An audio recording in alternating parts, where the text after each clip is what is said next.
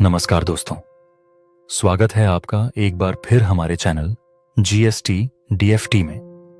हमने पिछले वीडियो में सेक्शन 12 पर चर्चा की थी, जो कि गुड्स की सप्लाई के मामले में जीएसटी लायबिलिटी का समय निर्धारित करता है, ताकि हम ये जान सकें कि गुड्स पर जीएसटी कब देना है। आज हम बात करेंगे सेक्शन 13 की, जो कि सर्विसेज के केस में जीएसटी लायबिलिटी का समय तय करता है।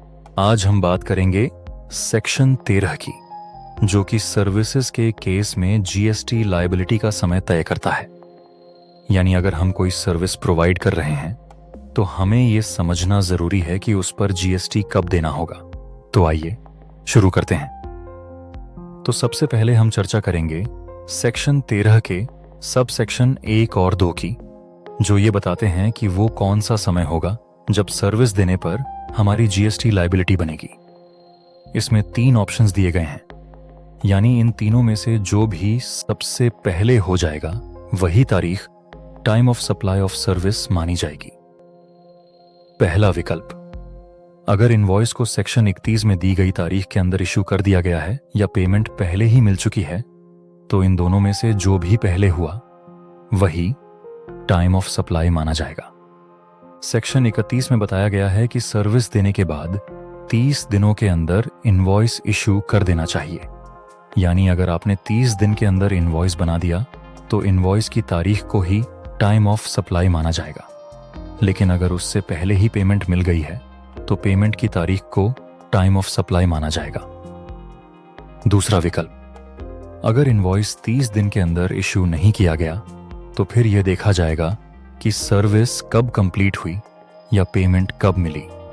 जो भी पहले हुआ वही टाइम ऑफ सप्लाई मानी जाएगी। तीसरा विकल्प, अगर ऊपर दिए गए दोनों विकल्प लागू नहीं होते तो फिर जब सर्विस लेने वाला व्यक्ति उस सर्विस की एंट्री अपनी अकाउंटिंग बुक्स में दिखा देता है, वही तारीख टाइम ऑफ सप्लाई मानी जाएगी। अब बात करते हैं सब सेक्शन 3 की, जो कि रिवर्स चार्ज से जुड़ा हुआ है। यानी अगर कोई सर्विस ऐसी है जिस पर रेसिपिएंट को ही जीएसटी जमा कराना है, तो उस स्थिति में time of supply of service क्या मानी जाएगी।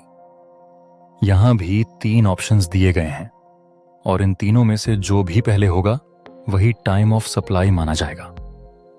पहला विकल्प, जब भी रेसिपिएंट यानी सर्विस लेने वाला सप्लायर को पेमेंट करता है, चाहे वो बुक्स ऑफ अकाउंट्स में एंट्री के रूप में हो या फिर एक्चुअल बैंक पेमेंट के रूप में, इन दोनों में से जो भी पहले हुआ वही तारीख टाइम ऑफ सप्लाई मानी जाएगी।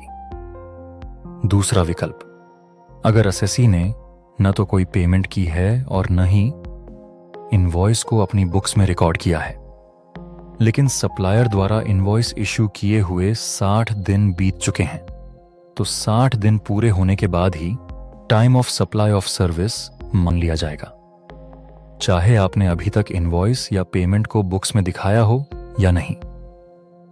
तीसरा विकल्प, अगर ऐसी स्थिति है जहां इनवॉइस भी रेसिपिएंट को ही इशू करना होता है, यानी सेल्फ इनवॉइसिंग का केस, तो उस स्थिति में इनवॉइस जिस तारीख को इशू किया गया है वही तारीख time of supply of service मानी जाएगी।